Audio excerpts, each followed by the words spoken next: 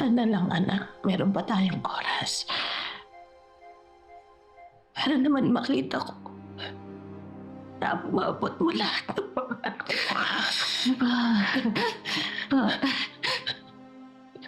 Andyan ka when I reach my dreams. Sisiguraduhin ko yan.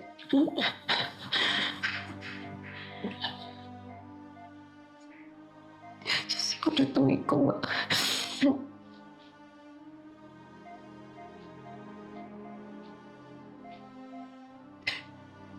Pero kailangan ko lang umalis panandalian. May kailangan lang ako asikasuhin. Para na ito ng pagbabagong buhay ko. Kaya ba, please? Please, kailangan po bumalik. Dahil babalik ako. Kaya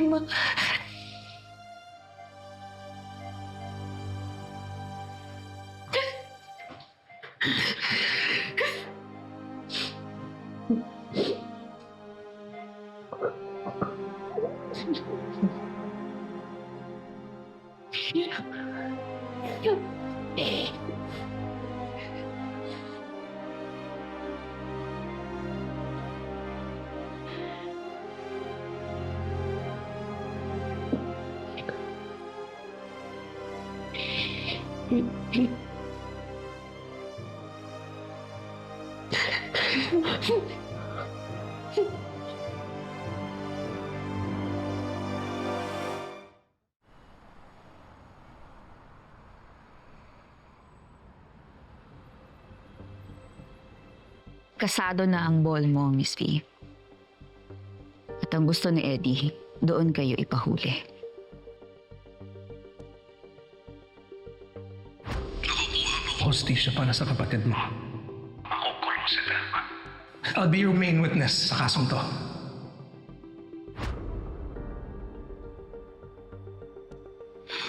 Tinatrabaho pa ni Criselda ang CCTV footage ng mismong pagpatay ni Eddie sa ate ko. Makikita mo sa video na sinasakal ni Velma si Helena. Pero bago siya mag-appear ulit,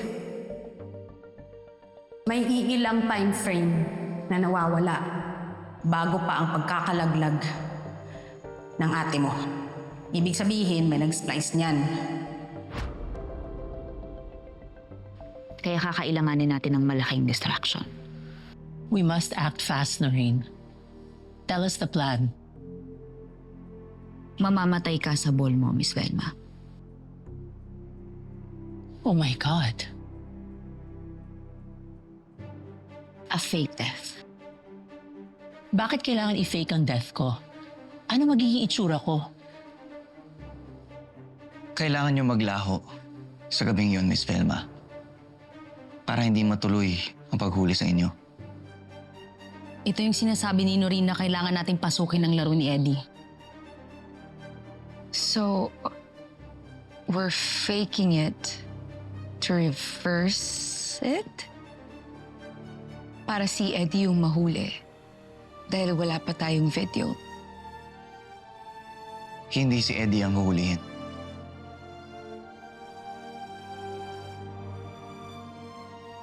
Sino?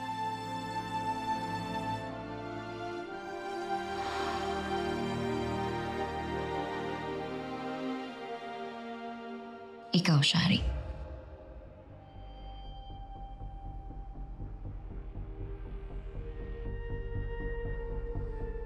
Me? Oh, come on, Noreen. This face does not belong in jail.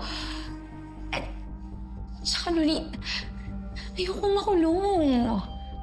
I know. Ganito yan.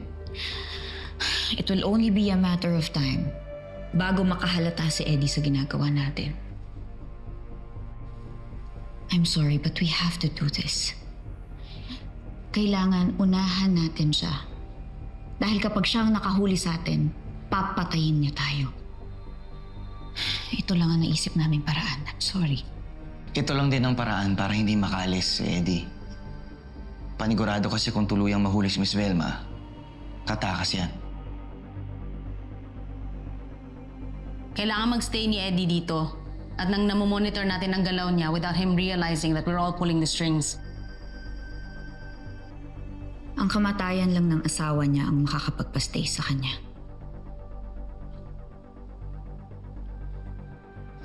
Makakalaya ka rin. Huwag ka mag-alala. Eventually, all evidence will point to him nang hindi niya nalalaman. Hanggang sa tuluyan siyang mahuli.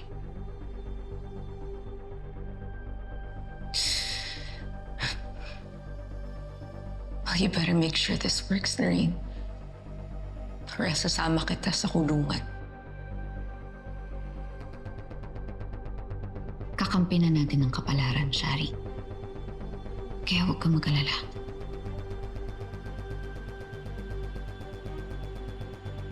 Are you okay with this, Miss Velma?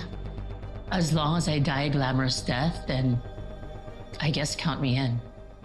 Hindi kaya magduda si Eddie nito.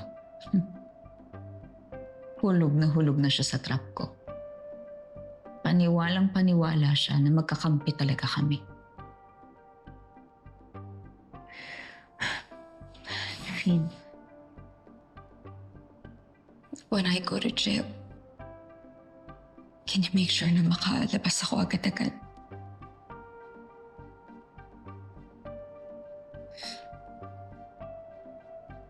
Akong bahala sa'yo, Shari.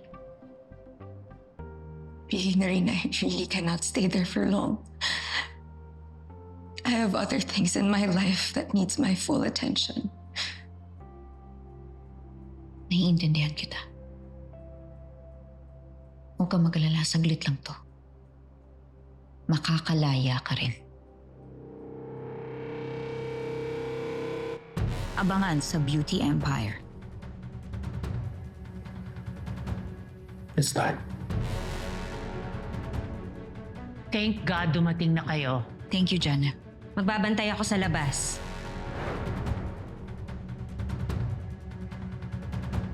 What is that girl doing here crashing our party? Ako nag-imbita sa kanya dito. She's here to witness the greatest show on earth at sabay-sabay tayong pupunta sa impyerno.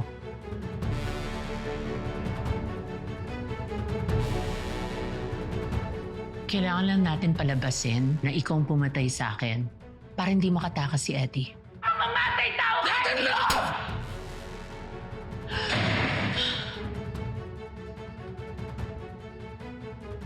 Huwag kang mag-alala, Shari. Malulusutan mo rin agad to. Sinisigurado ko. I trust you both with everything.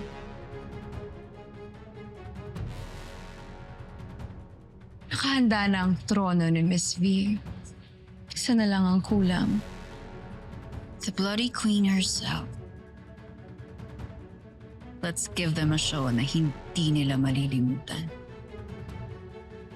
Where is your wife? Are you ready? Hindi ba ito ang pinagmamalaki niyang launch ng Velma? Pampabagal ng heartbeat. Para maniwala silang patay na talaga kayo. Di ba niya ako haharapin? Oh no, she's here. Hindi naman siya nagtatago sa kanya. Let the show begin. What happened? Ikaw, Miss V! Ikaw! Ha? Ikaw ang pumatay kay Miss Velma! Yo! What happened? Velma! Hindi ko mamamatay tao! Hindi ko kaya patay si Miss Velma! No! Velma! Nakuha ko na bago pa nila mahanap. Nandyan yung fingerprints ko. Alam mo na kung anong gagawin dyan. Walang pwedeng makaalam na hawakan ko yan.